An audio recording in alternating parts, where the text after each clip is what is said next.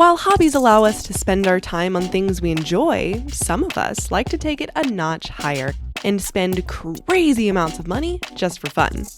There are those of us who enjoy traveling, others prefer a cool breeze by the beach. But those in the trading card hobby enjoy spending their money on pictures of great sportsmen on a small card. Today, we shock you with what may yet be the craziest spending habit in the world: trading cards. Whether for the tension of opening a match attacks pack and just being happy to find some soccer or baseball players in there, or the anticipation brought by the ever volatile sports card prices, in this video we will reveal the most lucrative purchases done in this arena. Be sure to watch till the end and discover the card that had almost half the GDP of a certain continent in a specific period spent on it.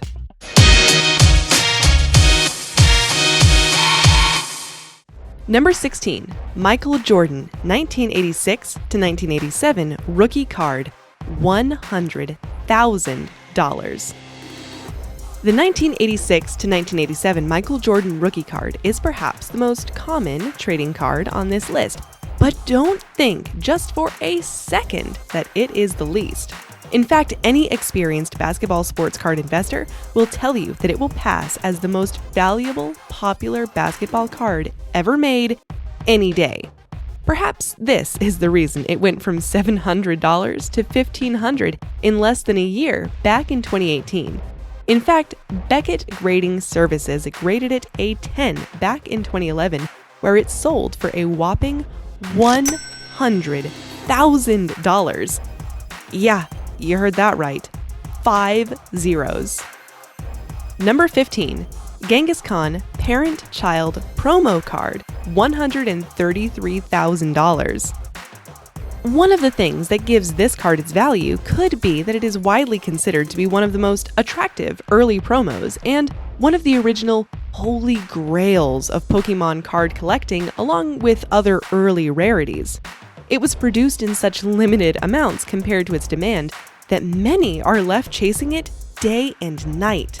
The card was gifted as one of the rewards at a parent-child Pokemon Mega Battle Tournament back in May of 1998, where parents were supposed to team with their children and take on other such teams. This card, whose price is watched per hour by trading card buyers, was awarded to those parent and children teams who had reached a certain number of wins. Are you sweating with anticipation yet? You will need to have someone pick you up from your carpet by the time you hear the top 3 most expensive trading cards on our list. Be sure to give this video a thumbs up if you enjoy it and hit the subscribe button and become the first person to get access to new content. Just in case you are new here, Factuality is the home of amazing facts all over the world. Number 14, Pikachu Illustrator, $224,500. This oldie that was first issued back in 1997-98 to winners of a comic book contest is a second Japanese work of art.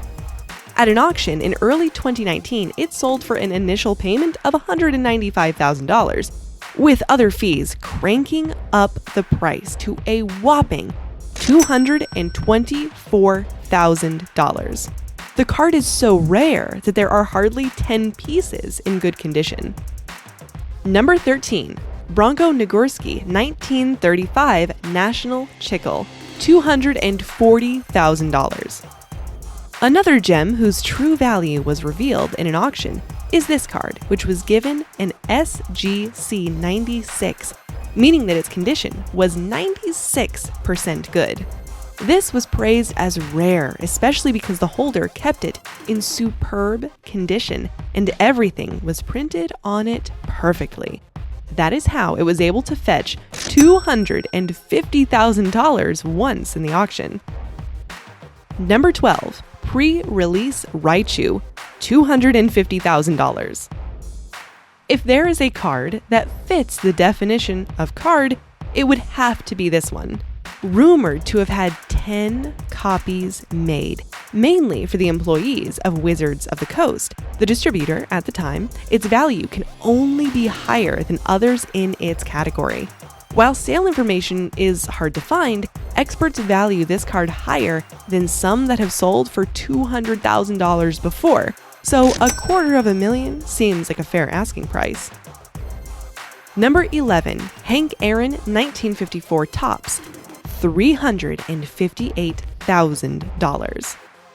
Any baseball fan will confess of being fond of Hank, and perhaps it is this fact, combined with the rarity of the card, that have seen PSA 9 to 10 copies of this Hank Aaron card consistently sell for over $300,000, with the highest being $358,000 in 2016.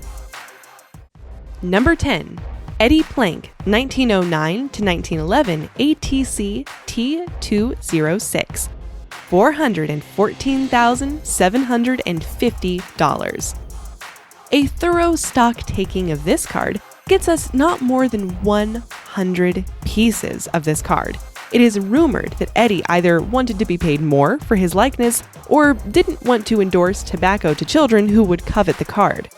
The cards sold for just over $414,000 in the Robert Edwards auction in 2012.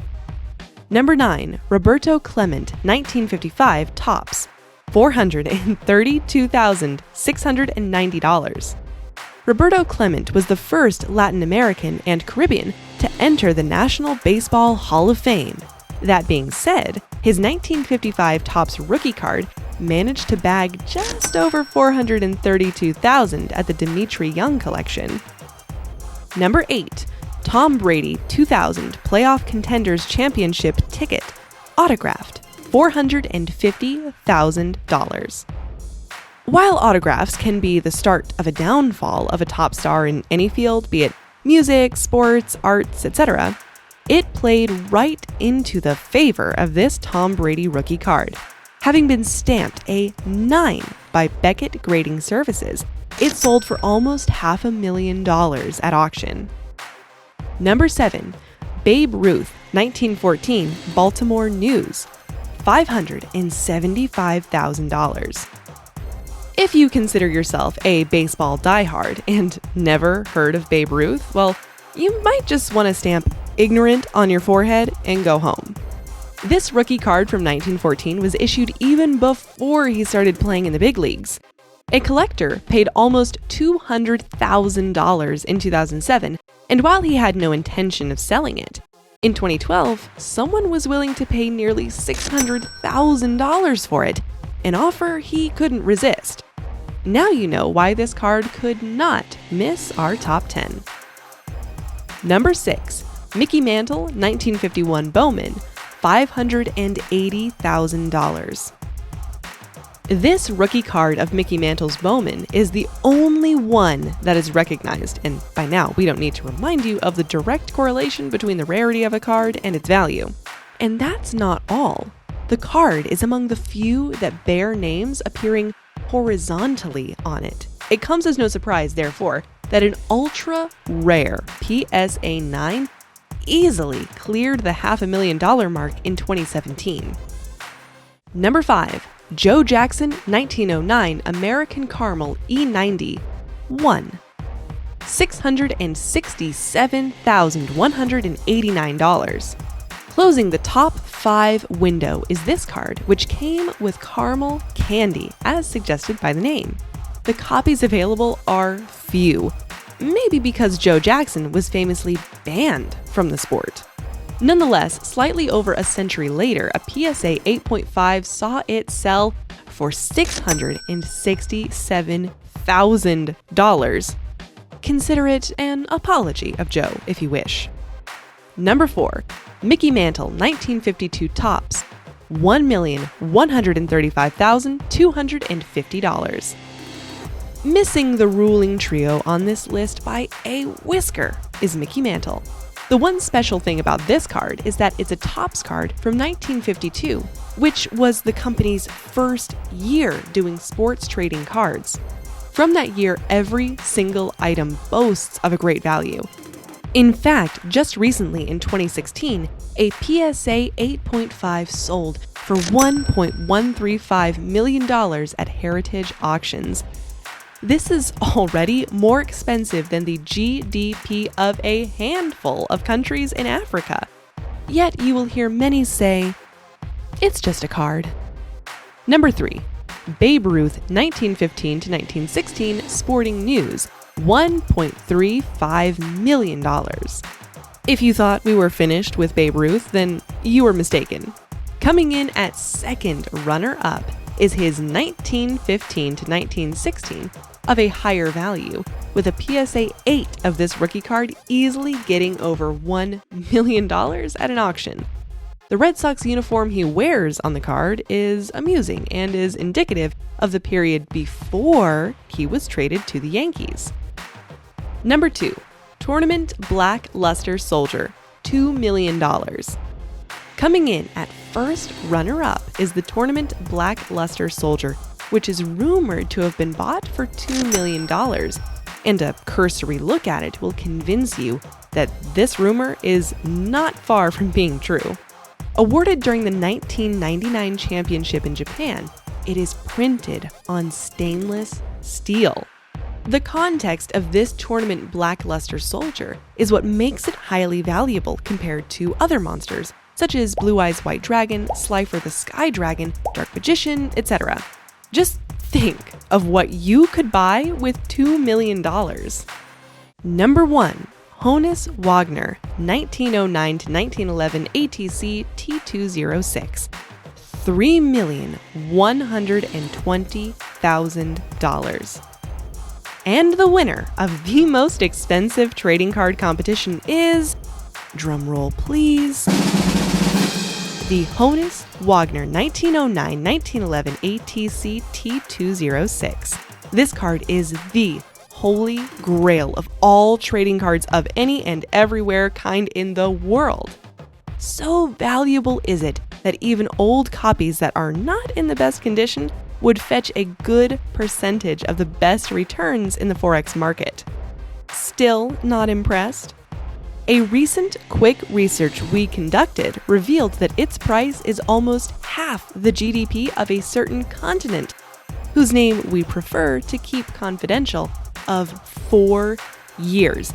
If your jaws are not already on the floor, consider that the card is more valuable and famous than Honus Wagner himself, and many came to know him precisely because of this card. That is all we had confected for you today. Please don't forget to like the video if you enjoyed it, and subscribe if you want to be blown away by crazy out of this world facts. Thank you for watching, and until next time, keep it factuality.